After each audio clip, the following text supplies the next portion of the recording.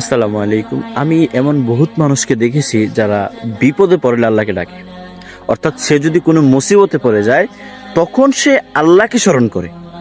যখন তার মুসিবত সেরে যায় আল্লাহ তাকে স্বাবলম্বী করে দেয়, আল্লাহ তাকে সুস্থ করে দেয়, আল্লাহ বিপদ থেকে উদ্ধার করে দেয়, তখন আল্লাহকে ভুলে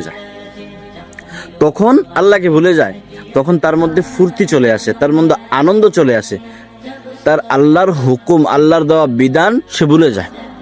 মুসিবতে যখন পড়ে তখন আল্লাহকে স্মরণ করে, যখন মুসিবত থেকে উদ্ধার হয় তখন আল্লাহকে ভুলে যায়। এরকম ধরনের প্রচুর মানুষ আছে। একটা কথা মনে রাখবেন, আপনার মুসিবত থেকে আপনাকে আল্লাহ বাঁচাই দিল, তখন আপনি কিভাবে ভুলে যান আল্লাহকে? আল্লাহর স্মরণকে কিভাবে ভুলে যান? আল্লাহকে কিভাবে স্মরণ না করে আপনি চলে যান? এই জন্য মুসিবতে যখন পড়বেন তখন আল্লাহকে স্মরণ করবেন। সেই রকম ভাবে যখন ভালো থাকবেন, সুস্থ থাকবেন, তখন আল্লাহকে স্মরণ করতে হবে, তখনও আল্লাহর কাছে মাথা নত করতে হবে, তখনও আল্লাহর বিধান মানতে হবে।